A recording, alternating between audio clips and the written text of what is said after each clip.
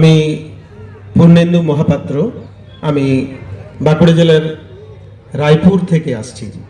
সকলকে আমার ধন্যবাদ। আমার কবিতাটির শিরোনাম ধর্মযুদ্ধ।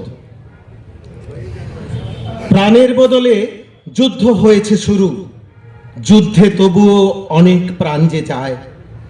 মৃত্যু আর রক্তপাতে কি কেবল জীবনে কখনো সফল যুদ্ধ হয়? ধর্ম জেনে মানুষকে যারা মারে তারা কোনো ধর্মেরই মানুষ নয়। রোগগ্রস্ত অঙ্গের মতো তাদের দেহ থেকে কেটে ফেলতে হয়।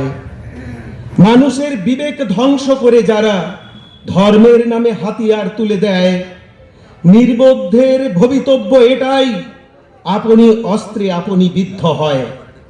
মানুষ আজকে প্রতিবাদী এক সুরে প্রতিবেশীর রক্ত দেখতে চায়। সন্ত্রাসবাদকে অস্ত্র করে যখন নিরপরাধ মানুষকে ভয় দেখায়।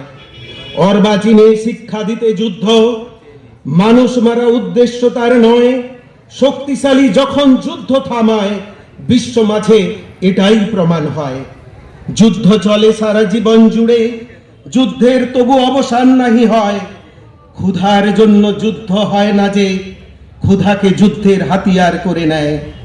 মানুষ মরছে মানুষের বিষবাষ্পে, বুঝবে যখন হবে জ্ঞানের উদয়।